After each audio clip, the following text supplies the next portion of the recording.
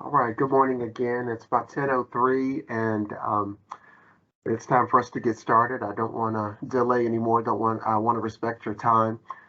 This is a information session for the Senior Home Repair Program. I've got maybe about 15 minutes worth of just information to just give you a review of the program. At the end, I will answer, whatever questions you have, and if you have questions after that, then we'll work together as best we can to be able to get that information to you. I do have a presentation that if you're joining by computer, you can see the presentation as I go along, but I'll make that available too if anyone needs it, later. And, we can get it to you. It's the same information that I'm going to be, saying verbally. Again, so just maybe about 10, 15 minutes or so, I'm going to do the overview of the program and just answer questions after that.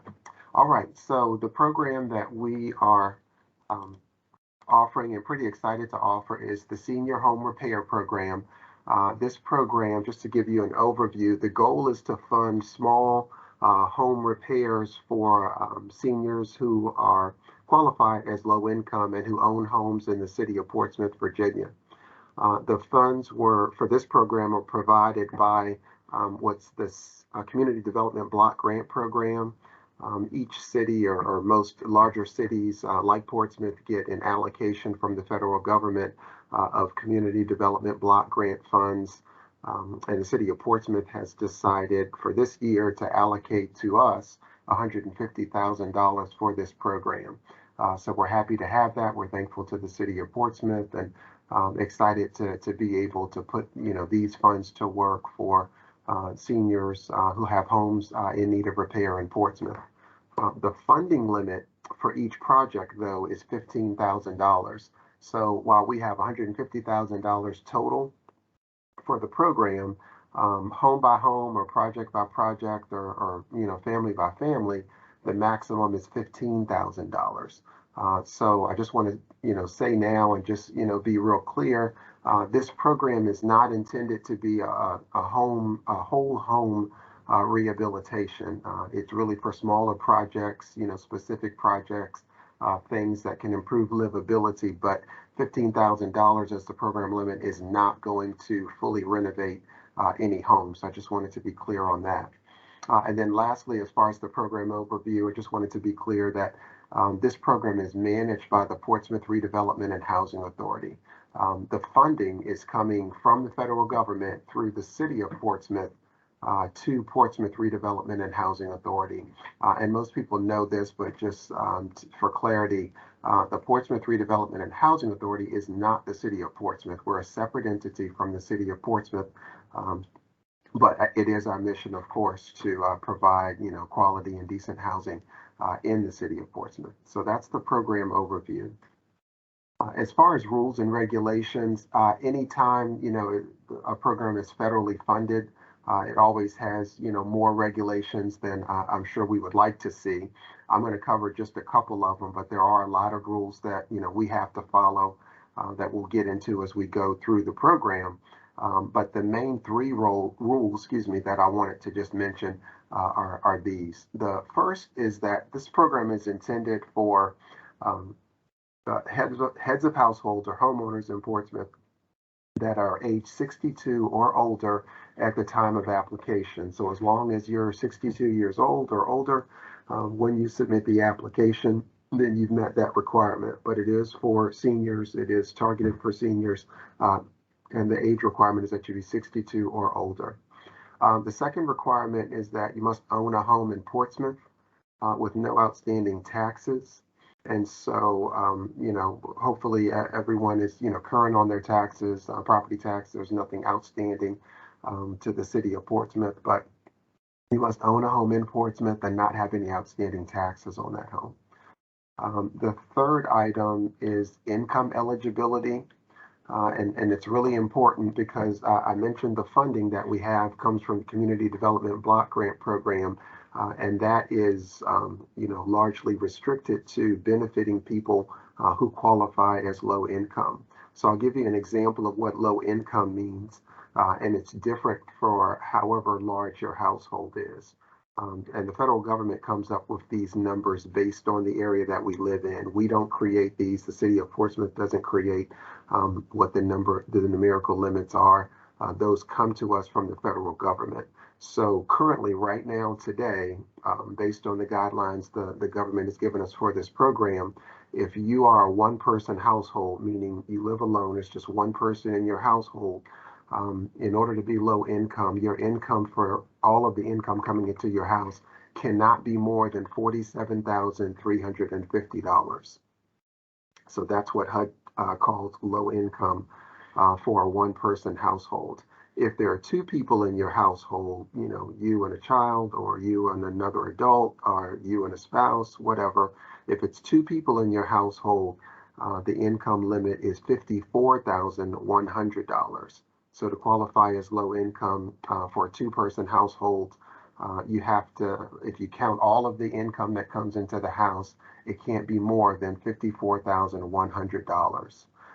I think that most households that we're working with will be either one-person households or two-person households, but the scale goes higher, and we can, talk more specifically. If you have three people in your household or four people in your household, the limits just go up a little bit from that. But there's a category for every size household. But I just want it to be clear, make sure that income eligibility is important. We don't determine that, HUD determines that, and we have to stick with that. So those are the three main rules of the program.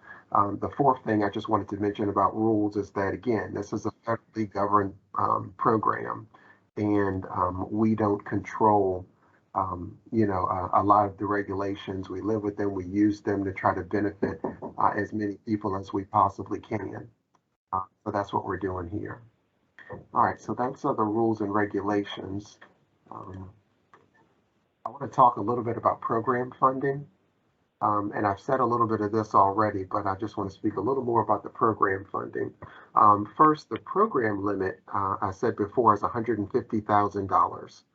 So that's the total amount of money that the city of Portsmouth allocated to us, the Portsmouth Redevelopment Housing Authority, for this program. It's a total of $150,000. There may be additional funds in the future. We've applied for more funds. We've requested more funds. We may or may not get those funds, but right now, as of today, what's been allocated to Portsmouth Redevelopment for this program is $150,000. So that's the entire program limit. The project limit, I said, was $15,000. So for one particular house or one family in one house, we can only use $15,000 or less to correct, whatever needs to be done in the home. So I've said before, and I'll say it again, this is not a whole home rehab. This program will not allow, or that funding amount won't allow the entire home to be renovated. It's only in rare cases that you could do a whole home rehab for $15,000. It's really for, specific targeted things that need to be replaced in the home. And that could be a lot of different things. For example, it could just be roof repair. You need to replace the roof, and there might be some damage to the roof, and that could be covered under $15,000. We could just do that.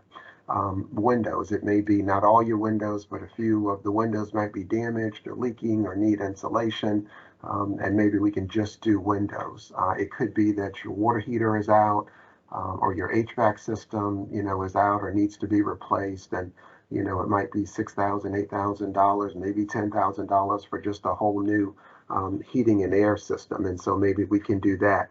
But I just want to be clear, because I don't want to set anyone up for disappointment or give any false hope that this program can do a whole home renovation.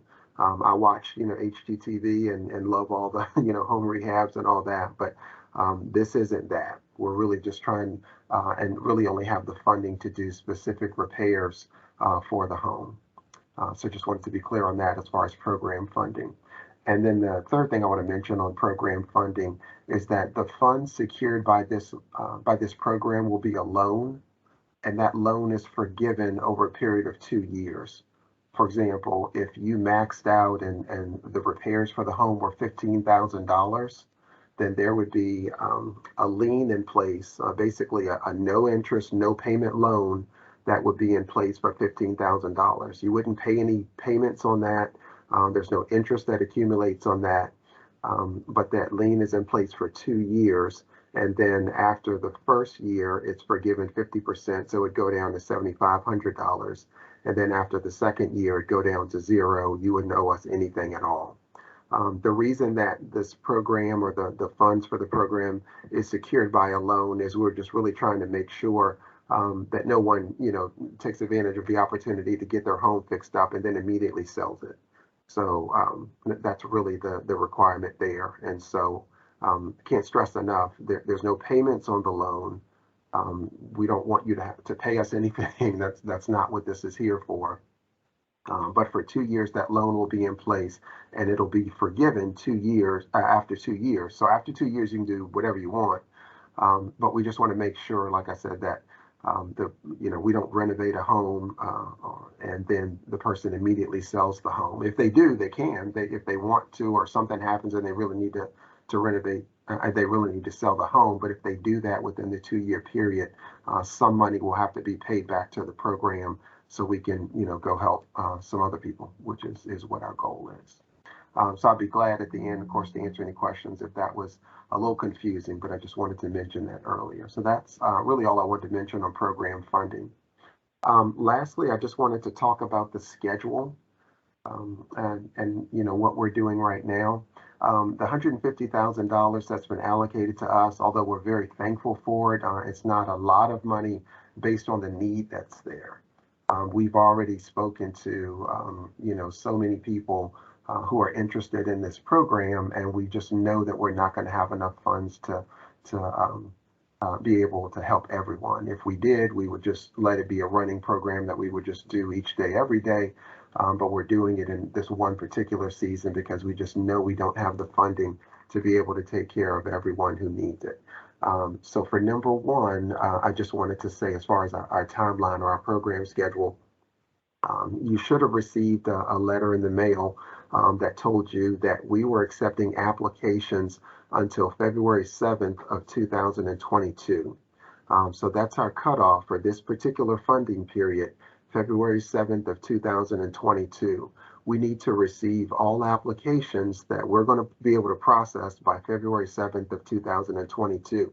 And we do need to receive those applications by that date. They can't be postmarked by that date. We have to receive them by that date.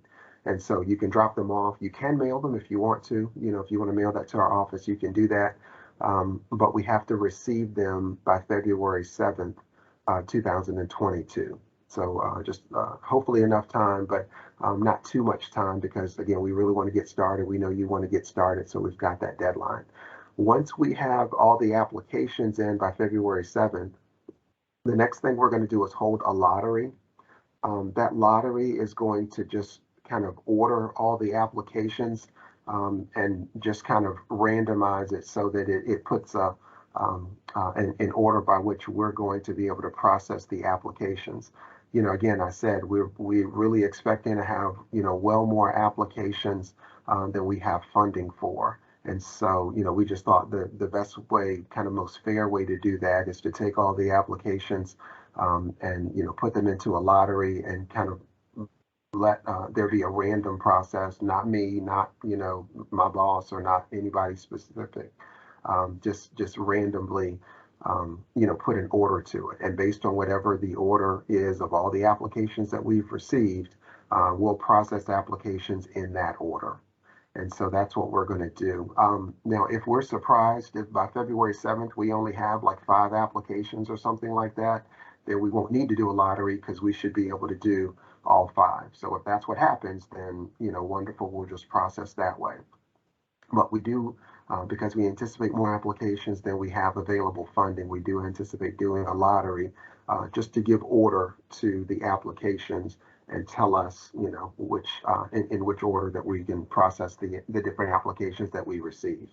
The third thing that we're going to do is based on that application, based on that lottery, we're going to contact the applicants. We're going to contact, you in order and just coordinate to kind of go forward with the program. And what that means is, setting up a time that we can come by your house and look at, the repairs that need to be made, We'll have a contractor probably with us to be able to, write up a cost estimate of the work that needs to be done. And then the fourth thing that we're going to do after we have that cost estimate is we're going to work with you, the homeowner, and the contractor to determine, what can be done, what the costs are going to be, when the work is going to start, and just work towards being able to take care of the repairs that need to be made. So that's in kind of a general order of what the program schedule is going to be like, starting with that deadline on February 7th and working until basically we've, exhausted all of the money that's been allocated to us.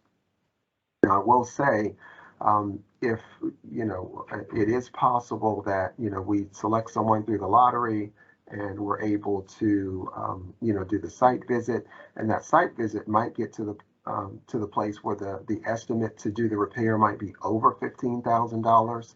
If that is the case, then we'll, have to have the kind of hard conversation of saying that this program won't be able to address the needs of the home. But we'll cross that bridge when we get to it. Hopefully we won't get to it. I just wanted to let everyone know it is possible that, you may think your home only needs $10,000 worth of work or something. And we get in and do an assessment and it might be 25,000. And if that's the case, this program may not be able to, it won't be able to help because there's not available funding to do that much. So again, we'll cross that bridge when we come to it, but I just wanted to let you know that with respect to the schedule. At this point, I'm going to stop and see if there are any questions from anyone here. If there are any questions, then we'll just look forward to kind of answering your questions here. I've also put, if you're looking at the presentation, a couple different ways that you're able to ask us questions afterwards. So I'll mention those now. And I'll mention them again later. One of the ways that you can send questions to us is by going to our website. It's www.prha.org. And if you go to the redevelopment section and then the neighborhood revitalization section, there's a form that you can complete to just send us questions. The other way that you can send us questions is just directly by email. The email address to get to this department for this program is development@prha.org. So that email address is development@prha.org. Development, just the word DEVELOPMENT @prha.org. So that's it. That's the end of the presentation that I have for you. Again, I'm going to pause now and just answer questions from anyone who's here.